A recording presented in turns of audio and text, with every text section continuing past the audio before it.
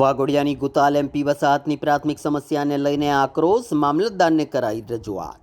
વડોદરા જિલ્લાના વાઘોડિયા વિધાનસભા વિસ્તારમાં આવેલી ગુતાલ એમપી વસાહતના રહીશોએ પ્રાથમિક સુવિધાઓના અભાવે આજે મામલતદારને આવેદનપત્ર પાઠવી તાત્કાલિક પ્રશ્નોના ઉકેલની માંગણી કરી છે। ક્ષત્રિય કરણી સેના પરિવાર દ્વારા સૂત્રોચ્ચાર સાથે રજૂઆત કરવામાં આવી હતી।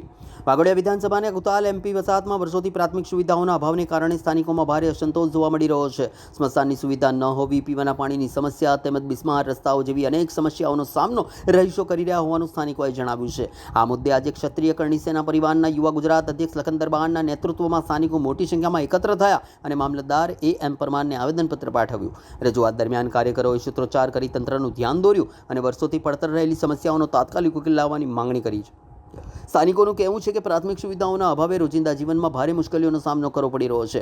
મામલતદારને આપવામાં આવેલા આવેદનપત્રમાં પીવાનું પાણી, રસ્તાઓ અને સ્મશાન સહિતની મૂળભૂત સુવિધાઓ વહેલી તકે ઉપલબ્ધ કરાવવા માંગણી કરવામાં આવી છે। સ્થાનિકોએ ચેતવણી પણ આપી છે કે જો સમસ્યાઓનો સમયસર ઉકેલ નહીં આવે તો આગામી સમયમાં વધુ ઉગ્ર આંદોલન કરવામાં આવશે।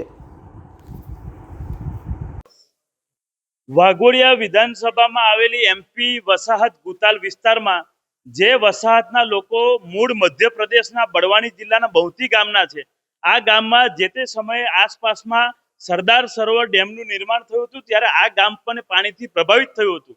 ત્યારે સરકારે એમને વાયદો કર્યો હતો કે તમે પોતાના ગામ, પોતાના ભૂમિનું બલિદાન આપ્યું છે તો અમે તમને વાઘોડિયા તાલુકાની અલગ અલગ વસાહતોમાં વસાવીશું અને ત્યાં આગળ તમને રોડ, રસ્તા, પાણી, શિક્ષણ, સ્મશાન તમામ સુવિધાઓ આપીશું। પરંતુ દુઃખની બાબત એ છે કે આટલા વર્ષો થઈ ગયા છતાંય હજુ સુધી આ વસાહત વાળાઓને, હજુ સુધી આ બલિદાન આપનારા લોકોને, જેને પોતાનું ગામનું, પોતાનું ભૂમિનું બલિદાન આપીને આ જગ્યા પર વસ્યા છે, એ લોકોનું કશું ભલું થયું નથી, જીવન સુધર્યું નથી। આજે અમે રજૂઆત કરવા આવ્યા છે કે આ તમામ એમપી ગુતાલ વસાહતના લોકોને રોડ રસ્તાનો પ્રોબ્લેમ છે, શિક્ષણનો પ્રોબ્લેમ છે, તેમજ પોતાનું સ્મશાન આજ દિન સુધી નથી।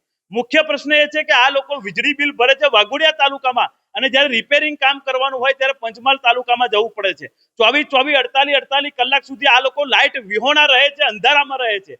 ત્યારે અમારી ડિમાન્ડ એ છે કે બે જિલ્લામાં ના વેચેલું હોવું જોઈએ અને આ લોકોની વીજળીનું બિલ જો વાઘોડિયા તાલુકામાં ભરતા હોય તો સંપૂર્ણ કાર્ય તેમજ રિપેરિંગ કાર્ય પણ વાઘોડિયા તાલુકામાં થવું જોઈએ, કારણ કે આ લોકો વાઘોડિયા તાલુકાના રહેવાસી છે। અને બીજી બાબત એ છે કે હું સરકારને વિનંતી કરું છું કે આપણે આ બલિદાન આપનારા લોકોનું ભલું નથી કરી શકતા તો એનાથી શરમજનક બાબત ના હોઈ શકે।